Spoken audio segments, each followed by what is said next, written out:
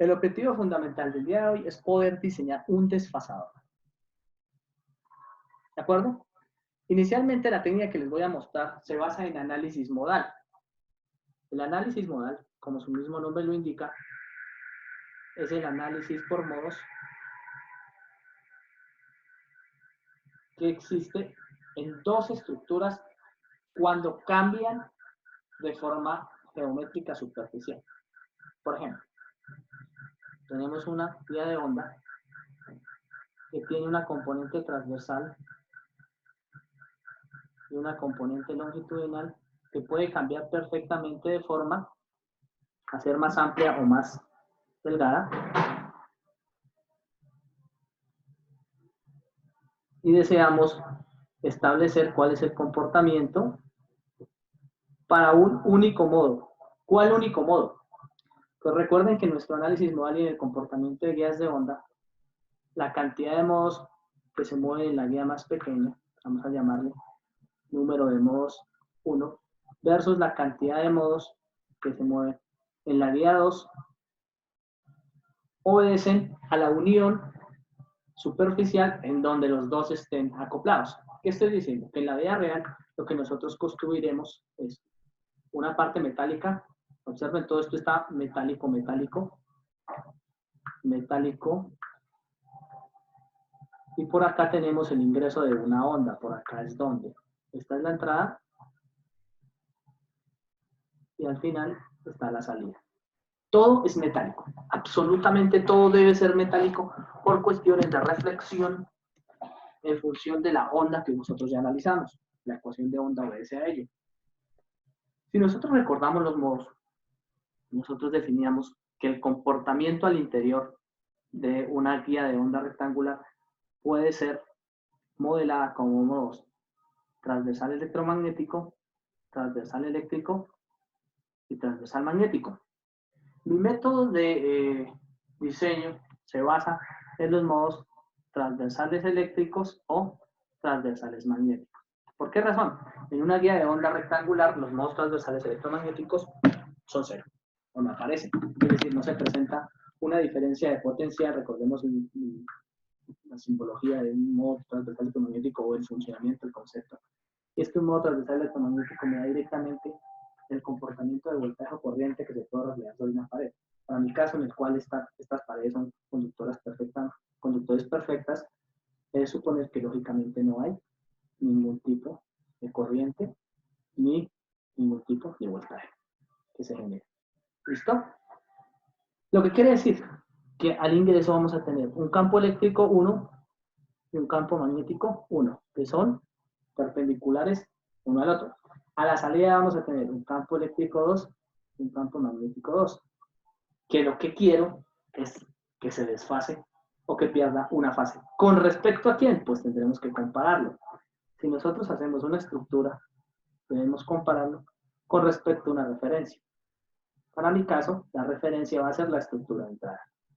Es decir, vamos a compararlo con respecto a una estructura que no cambiaría su geometría. Más o menos hasta ahí. ¿Qué vamos a encontrar? Que lógicamente cuando la estructura cambie su superficie, es decir, para el caso número 1, cuando la parte de unión entre los dos superficial sea superada, los modos o el comportamiento de la onda va a observar un incremento del ancho en la estructura número 2, que es la de salida, y o más va a observar un ancho mayor, lo cual va a afectar directamente el cálculo de beta. Recordemos el beta. El beta viene calculado siempre como la raíz cuadrada, o calculemos beta cuadrado, como k cuadrado menos k sub c al cuadrado. Para una guía de onda rectangular, k sub c al cuadrado viene caracterizado como mpi sobre a, que es el ancho, elevado al cuadrado, más mpi sobre b, que es el alto, elevado al cuadrado. Colocamos esas dimensiones. A esta la llamamos A1, a esta la llamamos B1, a esta le llamamos A2, E incluso podría haber también un escalamiento en una señal de desfase que tuviese un B2. En este caso, B2 va a ser igual a B1. ¿Por qué? Por condiciones de complejidad. Para nosotros, en cualquier instrumento de microondas inicial en el cual apliquemos un desfasador, vamos a intentar mantener su altura constante, porque de lo contrario, su construcción va a ser un poco compleja. Bien, suponemos que B2 es igual a B1, así que ustedes ya van a obtener sus características. Esto es lo que nosotros llamamos K sub C al cuadrado, que es la constante característica para el módulo M, N. Si lo que nosotros queremos es diseñar un desfasador en una guía de onda que esté trabajando entre el modo principal o el modo fundamental, para el caso de una guía de onda, el modo fundamental es el modo de 1,0, ¿cierto que sí? Y el subsiguiente que nosotros vamos a intentar manejar, que podría ser el 2,0 o el 1,1. Cualquiera de los dos puede ser el siguiente modo, el modo número 2. ¿De qué depende? De cuál sea la relación entre A y B. Si ustedes observan, los estándares WR 4, 8, supongamos WRXX, que es un número que me define directamente las condiciones o los valores de ancho y alto de cada una de las vías. Por lo general, él me dice que A siempre vale 2B. ¿Por qué razón? Porque si A es igual a 2B, TE20 es igual a TE11 cuando ustedes hacen los cálculos en las frecuencias de corte. Así que se dispararán al tiempo. Y el ancho de banda será la frecuencia que hay de corte entre el modo 1,0 y la frecuencia de corte que hay entre el modo 2,0. Y ahí parte nuestro gran diseño. Es decir, cualquier estructura que vayamos a manejar para este caso, nuestro desfasador únicamente va a actuar como desfasador entre el modo 1 y el modo 2. Es decir, el TE10 y el TE20. ¿Claro hasta ahí? Continúo. Si eso es cierto, pues es evidente que yo lo que necesito calcular es la frecuencia de corte número 1, bien, simbolizada con una ecuación, y la frecuencia de corte número 2. Y esto me va a dar directamente mi ancho de banda. Si ustedes acuden al libro, inmediatamente van a encontrar la siguiente fórmula. A ver, recuerdo yo ese valor. En un segundo abro el libro. El libro que vamos a utilizar aquí de guía, lógicamente, es el Microwave Engineering, para llegar o traer los resultados de una guía de onda rectangular. El concepto de análisis modal, la referencia bibliográfica que yo la tengo en digital, es Modal Advanced Analysis. Y su autor es Conshaw. En el primer, segundo y tercer capítulo podrán encontrar eso. Básicamente, ¿qué me dice? Entonces, nosotros tenemos que la frecuencia de corte viene definida, según nuestro repaso en la clase anterior, como un valor en función de sus dimensiones. Como es el 1,0, es de entender que la altura B, entre comillas, no nos va a importar. Nos importa única y exclusivamente el ancho, de ahí que intentemos mantener esa altura B constante en los desfasadores. ¿Pudiésemos variarlo? Claro que sí, pero eso nos provocaría más problemas. Es decir, nos entran más variables a trabajar y eso no es muy beneficioso para nuestro cálculo. Y eso es cierto, nosotros vamos a tener, entonces, a ver, entonces la frecuencia de corte fundamental será 1 sobre 2pi raíz de mu por epsilon por la raíz cuadrada de mpi sobre a todo al cuadrado más npi sobre b todo al cuadrado, es decir, por k sub c. Observen que si el modo en realidad es la frecuencia de corte número 1, que sería el 1,0, y la frecuencia de corte número 2, que es el 2, 0, pues siempre se me va a anular la segunda parte, convirtiéndose entonces la frecuencia de corte 1, 0 en 1 sobre 2 veces a raíz de mu por epsilon. Cuando ustedes hacen la simplificación fácilmente se van a dar cuenta que aquí le va a quedar m al cuadrado, que es 1, lógicamente, y al cuadrado sale la raíz, al cuadrado sale la raíz, entonces a se va para abajo, la raíz de pi al cuadrado es pi, se anula con este pi, me queda 1 sobre 2 a raíz de mu por e. Cuando calculan el 2, 0, pues evidentemente el modo 2 me va a quedar aquí, de la frecuencia de corte 2, 0, me va a dar en lugar de 1 la raíz de 2 sobre 2 veces a raíz de mu por epsilon. Es decir, nuestro ancho de banda efectivo para un desfasador será la frecuencia de corte del modo 2 menos la frecuencia de corte del modo 1. ¿Pudiésemos ampliar ese ancho de banda? Es posible, pero en este momento este procedimiento no es muy efectivo, tendríamos que programarlo en un MATLAB para poder obtener el resultado, que de hecho eso es lo que ustedes van a hacer más adelante con esta parte. ¿Hasta ahí vamos bien? Es decir, calculamos el modo 2 y el modo 1, lo restamos y ese es nuestro ancho de banda. Ese va a ser el ancho de banda de nuestro desfasador. Primera característica. Ese ancho de banda oscila en 0.4, esto es 1.41, menos 1, aproximadamente 0.41 veces la frecuencia central del trabajo de nuestro desfasador. ¿Qué es eso? Que si tenemos, por ejemplo, para la construcción de un enlace Wi-Fi en 2.4 GHz como frecuencia central o frecuencia de disparo, la frecuencia de corte 1 porque sería la frecuencia central, lo estoy tomando mal, la frecuencia central, nosotros deberíamos tener la mitad hacia abajo y la mitad hacia arriba para intentar centrarlo, para tener un ancho de banda que estaría aproximadamente en 0.2 veces la frecuencia central por debajo y 0.2 veces la frecuencia central por arriba, para darnos un ancho de banda específico que trabajaría en unas frecuencias de aproximadamente 1.9 GHz, ¿cierto? Que sería 2.4 menos 0.2 por 0.48.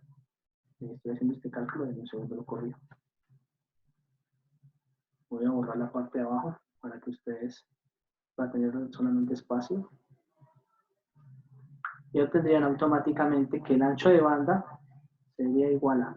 Entonces, por la parte de la parte inferior, será la frecuencia de corte 2.4 menos 0.48, no sé si estaba bien, es aproximadamente 0.19 GHz.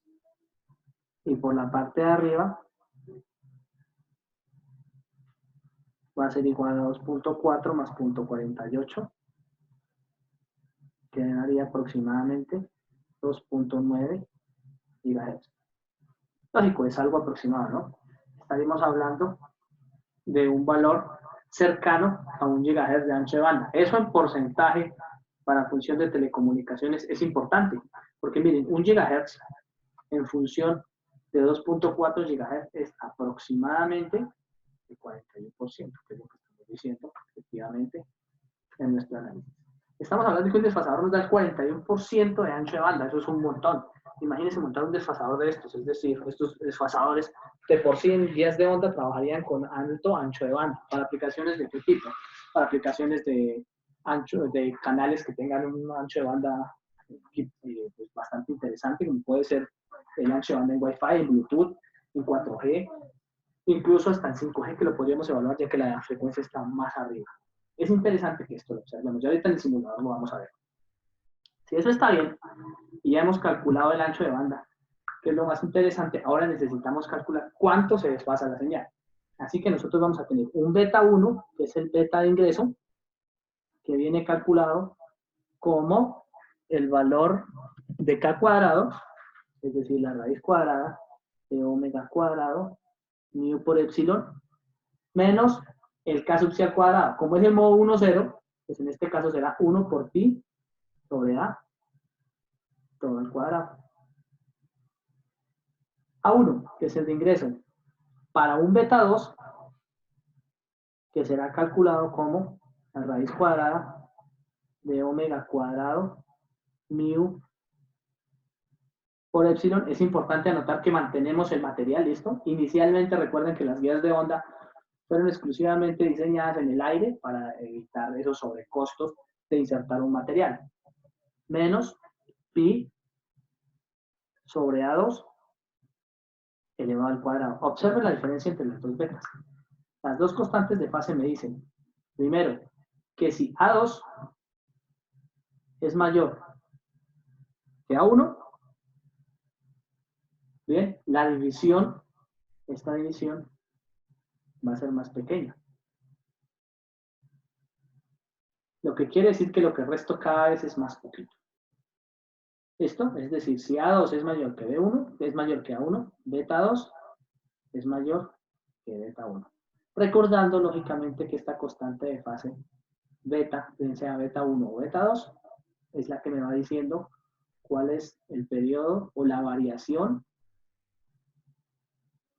longitudinal. ¿Qué es eso de la variación longitudinal? Pues que cuando yo compare las dos estructuras, voy a volver. La estructura número 1, que es donde tenemos el desfasador versus la estructura número 2, que es donde tendríamos una guía de onda sin desfase, es lógico que beta es esto. Es que tanto está viajando la onda comprimida dentro de la guía de onda. Aquí haría algo ligeramente diferente, porque aquí lo que hace es ingresa igual, pero su periodo se aumenta, es decir, se ve retrasada por el cambio en la geometría. ¿Claro está ahí? Si ustedes observan aquí, podríamos haber llegado con un desfase en una misma longitud, ¿no? La longitud se debe mantener. De, no sé, voy a decir un valor ahí, 90 grados, mientras que al otro lado estoy llegando a menos 35 grados. Es un valor similar.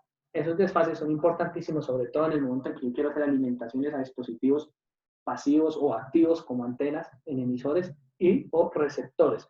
Sobre todo pensando en la aplicación de lo que les decía pues en la anterior clase, que tiene que ver, por ejemplo, con alimentación de arrays de antenas. Esos alimentadores de arrays de antenas donde su fase se necesita que sea variable, pues tendrán muchísimo de desfasador. Pero tenemos una segunda opción, que observe la ecuación.